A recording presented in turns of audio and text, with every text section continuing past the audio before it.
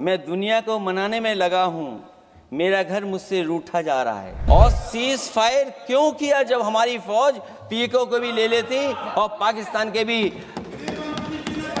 इन्होंने अपने मित्र से ही कहा कि आप ही सीज फायर अनाउंस कर दीजिए, हमारी कोई ज़रूरत नहीं है, हम सीज फायर आपसे ही स्वीकार कर लेंगे। बड़े बड़े राष्ट्रीय चैनलों को देखते हैं तो उन चैनलों से ये लग रहा था कि कराची हमारा हो गया है। आखिरकार इनकाउंटर कल ही क्यों हुआ? नहीं, हमारे भी प्रधानमंत्री हैं, हमारे भी प्रधानमंत्री हैं, हमारे हैं, बात खत्म हो रहा है।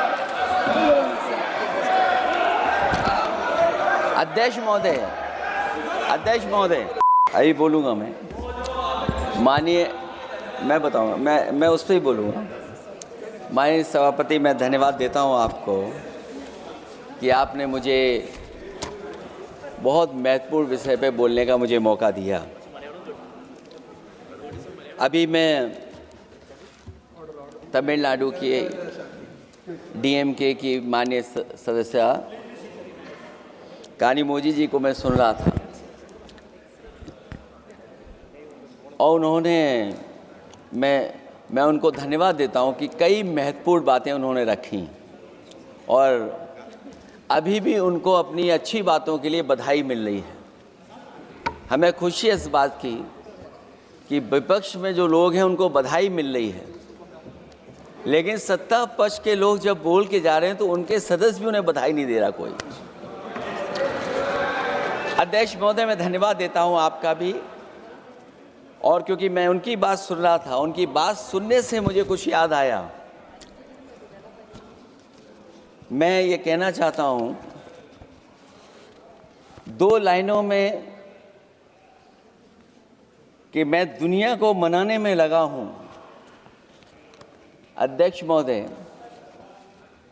मैं भारतीय जनता पार्टी के लिए बता रहा हूं ये लाइनें कि मैं दुनिया को मनाने में लगा हूं, मेरा घर मुझसे रूठा जा रहा है। मैं दुनिया को बनाने में लगा हूं, मेरा घर मुझसे रूठा जा रहा है। अध्यक्ष महोदय, बात शुरू करने से पहले मैं सबसे पहले भारत की सेना, उसका आभार, उसका धन्यवाद देना चाहता हूं। दुनिया में साहसी फौजों में गिनती अगर होती है तो हमारी भारत की सेना सबसे आगे दिखाई देगी। उनके पराक्रम पर, उनकी वीरता पर, उनके अदम्य शौर्य पर हमें सबको गर्व है। कोई ऐसा भारतीय नहीं होगा जिसको गर्व न हो। हमें अपनी फौज पर गर्व है और हमें इस बात के लिए भी गर्व है कि जब सेना ने अपना ऑपरेशन शुरू किया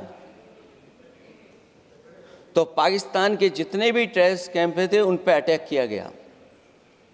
न केवल पाकिस्तानी कैंपों को नष्ट किया गया, बल्कि पाकिस्तानी जो एयर बेस हैं उन तक पहुंच गए, उनको भी नष्ट किया, ध्वस्त किया। और जब हमारी फौज पाकिस्तान को हमेशा हमेशा के लिए एक पाठ पढ़ा सकती थी, एक ऐसा संदेश जाता कि भविष्य में पाकिस्तान कभी ये हिम्मत नहीं जुटा पाता। और ऐसा भी लगा हम लोगों को, क्योंकि अध्यक्ष महोदय, जब हम बड़े बड़े राष्ट्रीय चैनलों को देखते हैं तो उन चैनलों से ये लग रहा था कि कराची हमारा हो गया है, लाहौर हमारा हो गया है। किसी चैनल ने किसी को ये भी बताया कि हमने उनको पकड़ भी लिया है। जो कमेंट्री, जो विजुअल्स थे, वो ऐसा लग रहा था कि अध्यक्ष महोदय अब पीओके हमारा हो जाएगा। हालांकि सरकार के इंजनों को मैं टकराता हुआ देखता हूं। हो सकता है ये मेरा भ्रम हो, लेकिन पीओके के मामले में सभी इंजन हमें एक दिखाई देते हैं, और जहां पीओके पे पहुंचने तक की बात थी, कुछ लोग तो पीओके पर ये कह रहे थे कि हमारा कब्जा हो जाएगा, 6 महीने का केवल हमें मौका मिल जाए। ये अफसर सरकार आखिरकार पीछे कैसे हट गई, और क्या कारण था कि सरकार को सीज फायर का ऐलान करना पड़ा? अध्यक्ष महोदय, हमें उम्मीद थी कि सरकार सीज फायर करेगी, सरकार ऐलान करेगी, लेकिन इनकी मित्रता बहुत है, बहुत गहरी मित्रता है, और उसका परिणाम ये है कि इन्होंने अपने मित्र से ही कहा कि आप ही सीज फायर अनाउंस कर दीजिए, हमारी कोई ज़रूरत नहीं है, हम सीज फायर आपसे ही स्वीकार कर लेंगे। आखिरकार किस दबाव में ये सरकार स्वीकार कर रही है? वैसे तो अध्यक्ष महोदय, आज जिस विषय पर बोलने के लिए मैं खड़ा हुआ हूं, दरअसल वो विषय होना ही नहीं चाहिए था। ये दुर्भाग्यपूर्ण है कि आज़ादी के इतने साल बाद भी ऐसे मुद्दे बने हुए हैं। ये बात अध्यक्ष महोदय पक्ष विपक्ष की नहीं है, देश की सुरक्षा की है, जनता के जीवन और रक्षा की है। हम सब मिलकर के कोई ऐसी नीति रणनीति बनाते क्यों नहीं है जिससे सीमाएं हमेशा हमेशा शांत रहें? लेकिन पहलगांव की घटना ने साबित कर दिया है कि लापरवाही देशवासियों की जान ले सकती है। और अभी जब मैं सुन रहा था और बहुत ही उत्तेजित भाषा में जब जवाब मिल रहा था,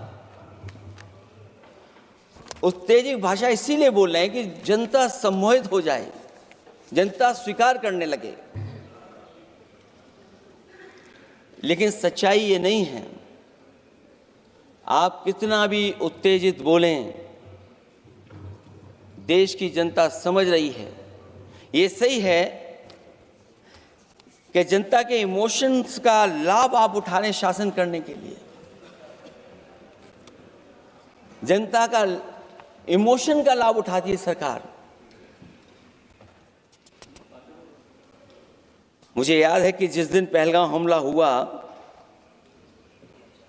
उस दिन वहां का हर पर्यटक पूछ रहा था, जो पर्यटक पूछ रहे थे कि खतरों के बीच मेरी रक्षा करने वाला कोई वहां क्यों नहीं था। आखिरकार ये सबके मन में सवाल यही है कि जिस समय घटना हुई, आखिरकार उन्हें बचाने वाला कोई क्यों नहीं था।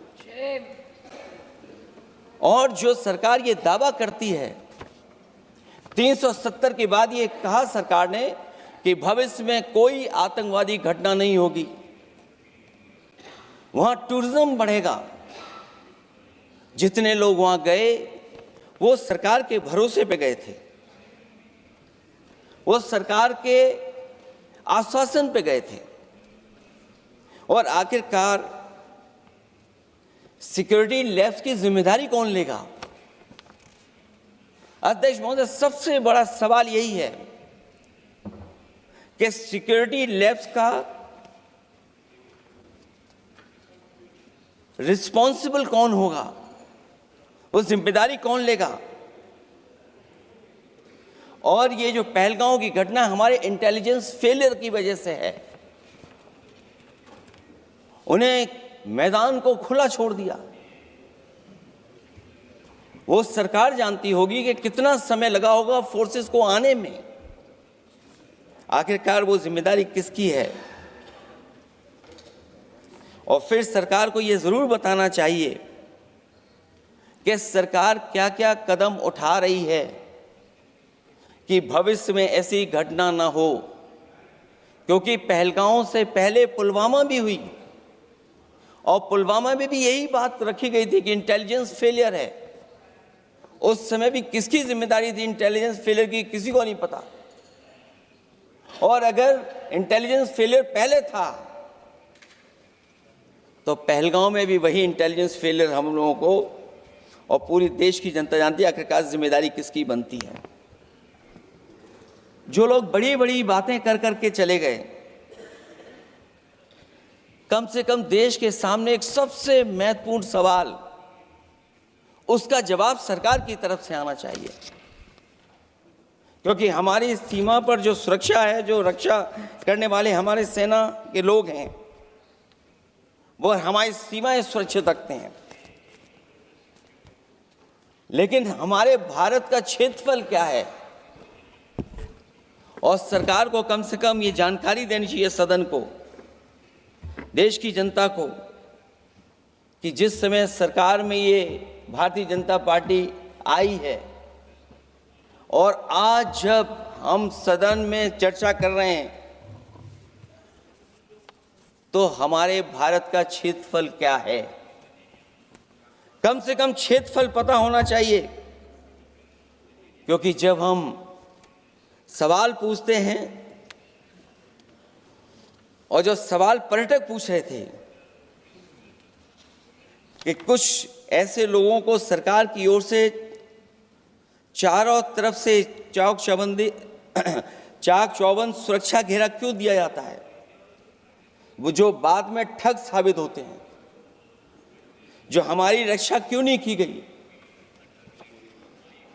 पहलगांव के दूसरे दिन की जिस तरह की राजनीतिक कार्टून, क्योंकि जिस तरह का लाभ लेना चाहते हैं भारतीय जनता पार्टी के लोग, हम सब ने देखा कि पहलगांव के दूसरे दिन ही जिस तरह का राजनीतिक कार्टून भाजपा के ऑफिशियल हैंडल से पब्लिश किया गया और हमारे द्वारा घोर आपत्ति किए जाने पर हटाया गया, उसने साबित कर दिया कि भाजपा के लोग भी जानते हैं कि दुख की इस घड़ी में उन्होंने देश की भावनाओं के साथ बेहद शर्मनाक खिलवाड़ किया है। भाजपा बताए कि ऐसे संवेदनहीन लोगों के खिलाफ उन्होंने क्या कार्रवाई की है। ये अति गंभीर प्रश्न है कि जिन्होंने अपनों को खोया है उन पर दबाव डाल करके बयान भले बदलवा दिए जाएं, लेकिन भाजपा याद रखें, बयान बदलवाने से सच नहीं बदल जाता है। पहलगांव के शहीद सैनिक की पत्नी द्वारा देश हित में शांति और सौहार्द की अपील करने पर उनसे जिस तरह का दुर्व्यवहार और उपशब्द कहे गए, उससे हर महिला और सच्चा देश प्रेमी बहुत दुखी है, आहत और शर्मिंदा हुआ है। ये सब जानते हैं कि किन लोगों की हरकत थी। इस संदर्भ में और परिप्रेक्ष्य में हमने महिला आयोग को पुरजोर अपील की थी कि वो नारी की गरिमा के विरुद्ध गलत बयानी करने वालों के खिलाफ केवल शाब्दिक औपचारिकताएं न निभाएं और बल्कि सही से कार्रवाई करें, लेकिन उस पर भी कुछ नहीं किया सरकार ने। पहलगाम की पीड़ित महिलाओं के बारे में कहे गए बयान के लिए निंदनीय शब्द से निंदनीय शब्द तक को आपत्ति होगी।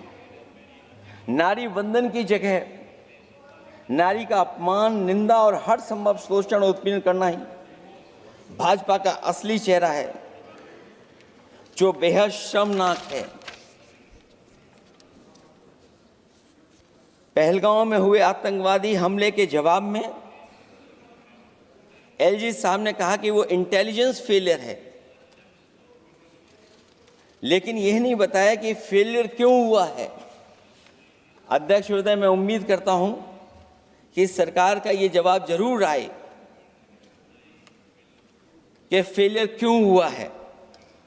ऑपरेशन सिंदूर के नाम पर जो प्रचार किया गया वो भी निंदनीय है।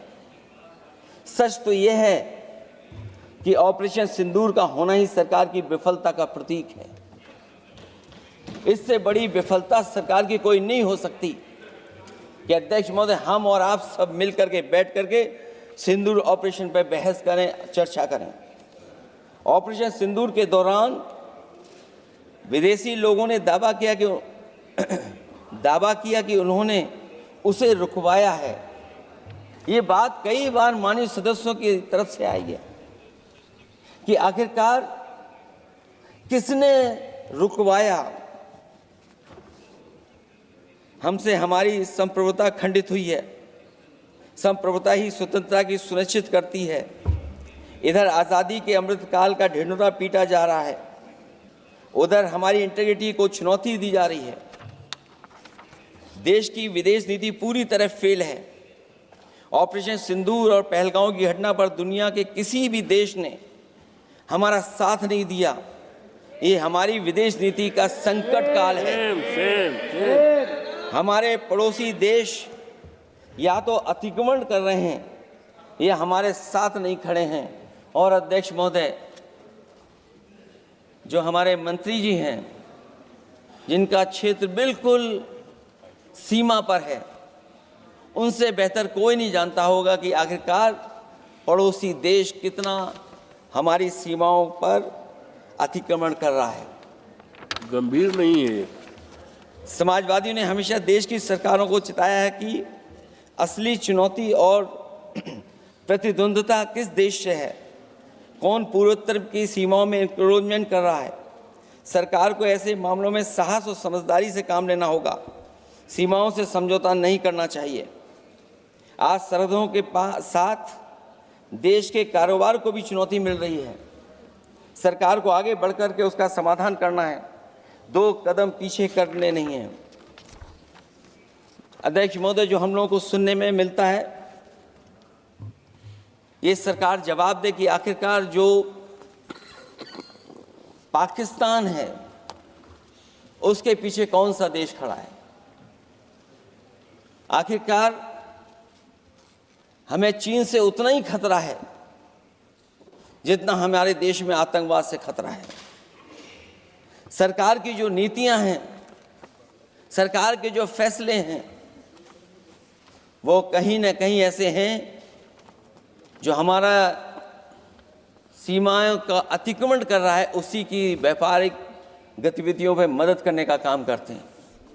सरकार को अपनी आर्थिक नीतियों के लिए गंभीरता से पुनर्विचार करना होगा। हमारा व्यापार कारोबार मजबूत होगा तो कोई हमें चुनौती नहीं दे पाएगा। बात केवल $1 ट्रिलियन की नहीं, बल्कि देश की सुरक्षा और आत्मनिर्भरता की होनी चाहिए। एक तरफ स्वदेशी की नीति को इस प्रकार सरकार ने ताक पर फ्री ट्रेड की बात की है, तो दूसरी तरफ मैन्युफैक्चरिंग की जगह देश को ट्रेडर कंट्री बनाकर छोड़ दिया है। यही देश के बेरोजगारी की वजह भी है। ट्रेडर्स की मुनाफाखोरी और चंदा वसूली की वजह से महंगाई बढ़ रही है। आर्थिक मामलों में ये सरकार पूरी तरह फेल हो चुकी है। भ्रष्टाचार के कारण हर जगह सड़कें और पुल ध्वस्त हो रहे हैं, टंकियां गिर रही हैं और करप्शन जगह जगह लीक होकर के टपक रहा है। मैं ये ज़रूर कहना चाहूँगा इस समय पर कि कुल मिलाकर सरकार को अपनी राजनीतिक, आर्थिक और सामाजिक नीतियों के लिए एफआईआर जरूर करना चाहिए। सरकार को अपनी राजनीतिक, आर्थिक और सामाजिक नीतियों के लिए एफआईआर लाने की ज़रूरत है। वो हर बार ये कहकर नहीं बच सकती कि चूक हुई है, क्योंकि हर बार सरकार ये कोशिश करती है कि इन घटनाओं से बच जाएं हम, केवल चूक कहकर करके। केवल हमारी सीमाएं जो पाकिस्तान से जुड़ी हैं, वहाँ तो आतंकवाद का हमेशा खतरा ही रहता है, लेकिन जो दूसरी सीमाएं हमारे देश की जुड़ी हुई हैं, उनसे भी हमारे देश को लगातार खतरा बढ़ता चला रहा है। आज अपनी सीमा की स्थिति गलवान से पहले की स्थिति तक भी नहीं लौटी है। जो पहले स्थिति थी वहाँ ये सरकार नहीं पहुँच पाई है। वास्तविक में नियंत्रण रेखा के कई क्षेत्रों में महत्वपूर्ण बफर जोन जब भारतीय गश्ती के लिए उपलब्ध नहीं है, तो पूर्वी लद्दाख में अतिरिक्त भारतीय तैनाती जारी है, जिससे सेना को सैनिकों की भारी कमी का सामना करना पड़ रहा है। हमें उम्मीद है कि जब इतने महत्वपूर्ण समय पर बहस हो रही है, तो सरकार अपनी अग्निवीर वाली योजना को वापस लेने का काम करेगी, जिससे कम से कम सेना की कमी, हमें सेना को पूरी की पूरी सेना मिल सके। जनवरी में अपनी वार्षिक प्रेस वार्ता में जब सेना प्रमुख ने से ये पूछा गया तो उन्होंने जवाब डालते हुए कहा कि गश्ती से जुड़े फैसले अब स्थानीय कमांडरों पर छोड़ दिए गए हैं। जैसे भारत की सीमाओं की पवित्रता अब राजनीतिक नेतृत्व का नहीं बल्कि स्थानीय सेवा अधिकारियों का मामला रह गया है। इस पे भी सरकार को बहुत गंभीरता से सोचना पड़ेगा कि जहां लगातार हमारी सीमाओं का एनक्रोचमेंट हो रहा है। चीन ने भारतीय वाहन निर्माताओं के लिए आवश्यक दुर्लभ खनिजों की आपूर्ति रोक दी है। सुना है कि बुलेट ट्रेन प्रोजेक्ट के लिए सुरंग खोदने वाली मशीनें, डीएपी जैसे उर्वरक और यहाँ तक कि कई बड़ी कंपनियों की रणनीति के तहत उनकी सप्लाई रोकने का काम किया है। जहां हम एक तरफ आत्मनिर्भर का नारा दे रहे हैं, वहीं हम किस पर निर्भर होते चले जा रहे हैं, ये भी विचार करने का सवाल है। सुनने में आ रहा है कि कुछ महीनों के बाद सरकार बीजिंग में मंत्री अधिकारी सब मिलकर के कोई बहुत बड़ी मीटिंग होने जा रही है। कहीं ऐसा तो नहीं है जो कूटनीतिक भागदौड़ चल रही है, कहीं कोई हमारी कमजोरी तो नहीं उजागर कर रही है।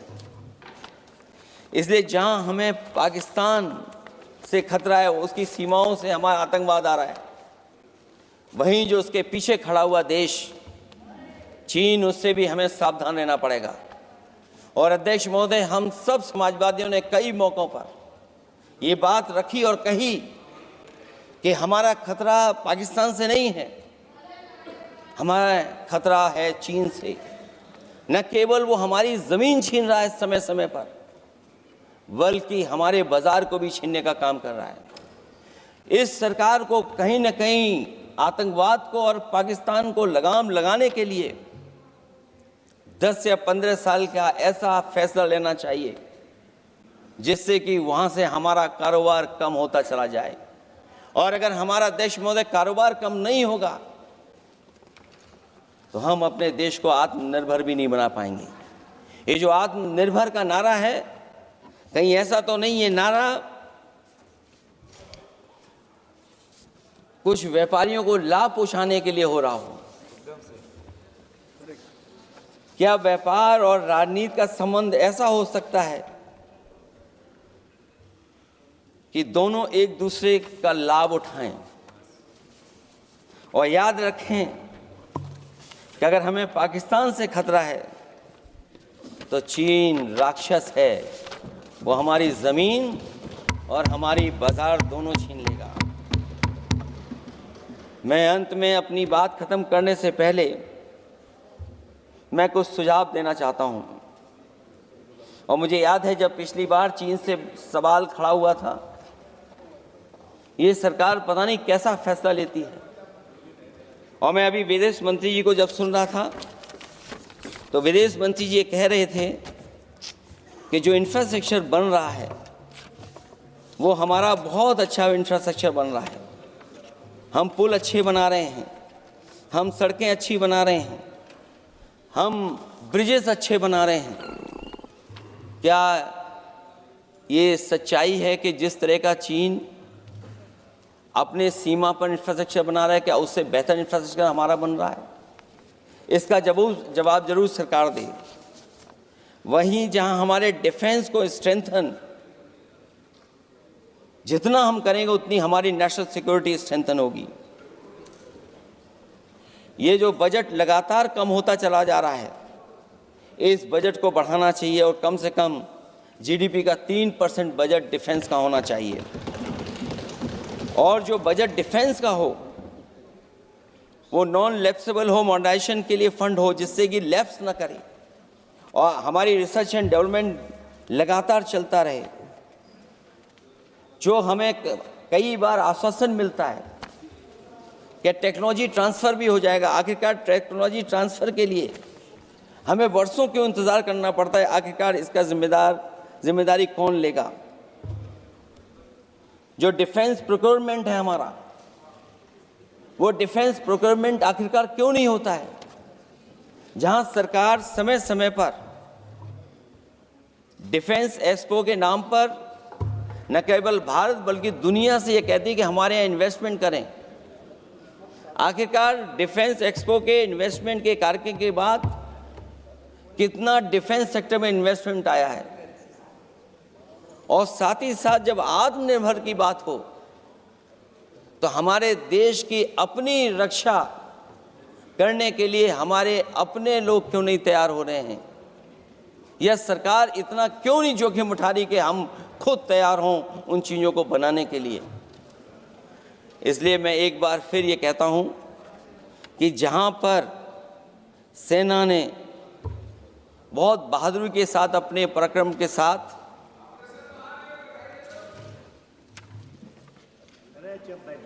पराक्रम, वीरता और अदम्य शौर्य की जो उन्होंने परिचय दिया, उसके लिए फौज को मैं बधाई देता हूं।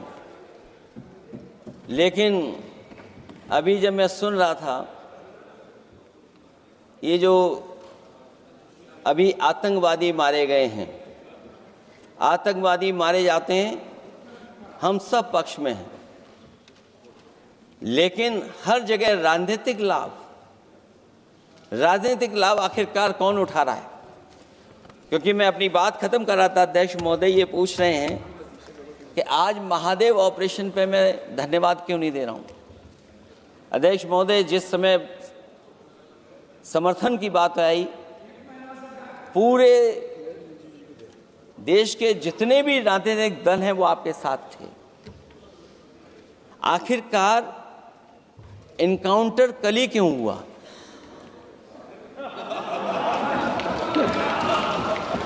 और अध्यक्ष महोदय, फिर वही बात मैं दोहराऊं जिसकी वजह से पहलगाम हुआ, जिसकी वजह से पुलवामा हुआ। अगर ये इतना ही टेक्नोलॉजी और इन सब चीज़ों को समझते हैं और जानते हैं, इतना ही टेक्नोलॉजी और इन चीज़ों को सब समझते हैं, तो आखिरकार अध्यक्ष महोदय, पुलवामा में जो गाड़ी में RDX आया, वो गाड़ी आज तक क्यों नहीं पकड़ी गई? और शायद भारतीय जनता पार्टी के लोग ये जानते होंगे कि बहुत सारे विभाग सरकार के होते हैं, सैटेलाइट इमेजेस देते हैं। अगर आज भी भारतीय जनता पार्टी चाहे तो पुलवामा में जो गाड़ी आई है, सैटेलाइट इमेजेस से वो पता कर सकती है कि वो किस रास्ते से वो गाड़ी आई थी। आप हिम्मत क्यों नहीं जुटा पा रहे हैं उसके लिए? और फिर पहलगाम में किसी भी दल ने आपके साथ किसी तरह की राजनीतिक बातचीत नहीं की, लेकिन राजनीतिक लाभ आपने कांग्रेस पार्टी से भी उठाने की कोशिश की, हमारे से भी उठाने की कोशिश की। अगर डेलीगेशन भेजना ही था आपको तो पॉलिटिकल पार्टीज तय करती हैं, आप नहीं तय कर सकते। ये राजनीति कौन कर रहा है? और फिर अध्यक्ष महोदय, राजनीति करने वाले वो लोग जो अपने चुनावी भाषण में कह रहे थे कि POK हम 6 महीने में ले लेंगे, हम अक्साई चिन्ह ले लेंगे। इसीलिए मैंने सवाल पूछा अध्यक्ष महोदय सरकार से कि जिस समय सरकार में भारतीय जनता पार्टी आई, उस समय भारत का क्षेत्रफल क्या था और भारत का क्षेत्रफल आज क्या है? क्या 5 फिंगर्स, पेंगोंग लेक, गलवान घाटी, रजांगला, उसका जवाब किसके पास है? सरकार के पास है क्या कि नहीं है? और मैं आज अध्यक्ष महोदय कहता हूं, हम वॉर के खिलाफ हैं, हम वॉर नहीं चाहते हैं, लेकिन सीमा पर शांति रहे, हमारा कोई इंक्रोचमेंट नहीं करे। झगड़ा मैं आज भी कहता हूं, ये लड़ाई आपको, जो लड़ाई हुई है वो पाकिस्तान से आप नहीं लड़े हैं। अध्यक्ष महोदय, आप कितना भी छिपना चाहोगे, छिपाना चाहोगे, कोई भी स्वीकार नहीं करेगा। ये जो लड़ाई लड़ी गई है, ये आपको चीन से लड़नी पड़ी थी। और जो समय आप बताते हैं कि इस समय से इस समय तक हमारी एयरफोर्स और हमारे लोगों ने हमला किया, टेररिस्ट लोगों के तमाम सेंटर्स को ख़त्म किया है, तो हमारे मन में भी एक इच्छा आती है कि हमारे सबसे बेहतरीन एयरक्राफ्ट जो नींबू और मिर्च लगा करके जिनकी पूजा की गई थी, वो कितने उड़े थे। हम और सवाल नहीं पूछना चाहते हैं हम आपसे, मैं केवल इतना पूछना चाहता हूं कि जिन एयरक्राफ्टों को नींबू और मिर्च लगाकर के पूजा की गई थी, वो एयरक्राफ्ट कितने उड़े थे। हमें अपनी पूरी एयरफोर्स पे गर्व है। इतने बेहतरीन पायलट किसी के पास नहीं है जितने बेहतरीन पायलट हमारे पास हैं। और हम समाजवादी वो लोग हैं जिन्होंने ऐसा इंफ्रास्ट्रक्चर सड़कों का बनाया था कि अगर कभी इमरजेंसी हो तो आपका एयरक्राफ्ट वहां पर उतर जाएगा। और देश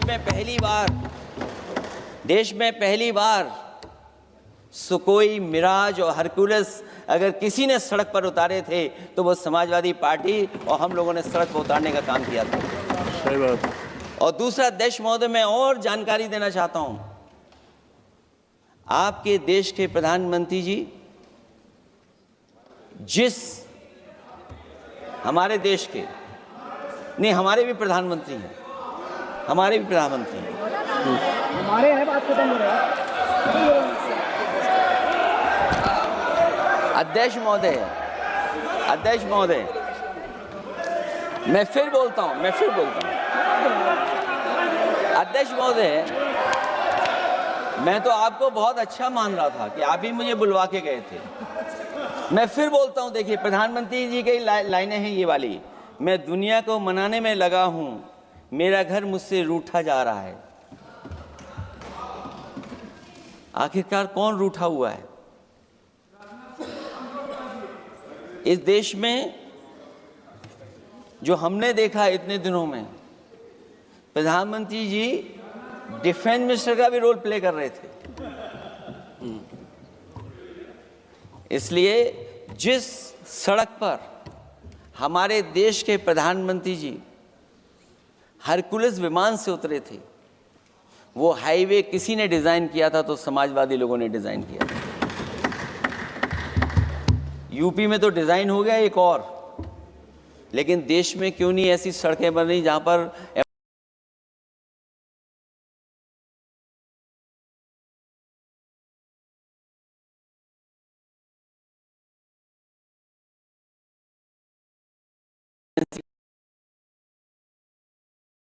समय पर एयरफोर्स इसको इस्तेमाल कर सके।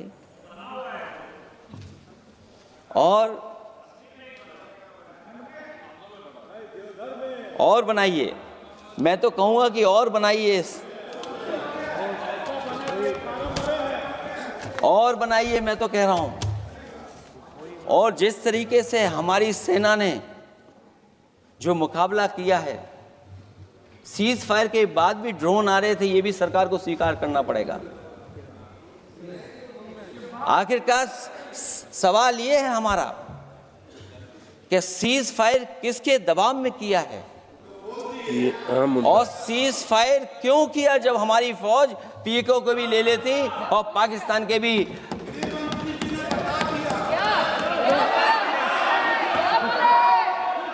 अध्यक्ष महोदय, सीज फायर आपके मंत्री जी ने नहीं किया, सीज फायर आपके मंत्री जी की तरफ से नहीं आया, क्योंकि हमारे मंत्री जी वो सोशल मीडिया को देखते नहीं हैं। सबसे पहले सोशल मीडिया पे बात आई थी, आपको 1 घंटे बाद किसी ने पढ़ के बताया होगा।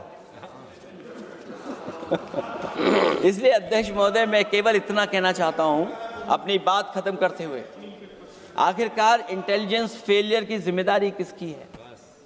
हमारे भारत का क्षेत्रफल कितना 2014 में था और आज क्षेत्रफल क्या है? और लगातार इनकी सरकार में आतंकवादी घटनाएं क्यों हो रही हैं? और हमारे देश को खतरा पाकिस्तान से तो है ही है, लेकिन उससे ज्यादा खतरा हमारा चीन से है। आखिरकार चीन से मुकाबले के लिए आपकी तैयारी क्या है? मुझे उम्मीद है कि जब सिंदूर ऑपरेशन पर सरकार की तरफ से जवाब आए तो इन सवालों का जवाब आए। बहुत बहुत धन्यवाद आपका। धन्यवाद।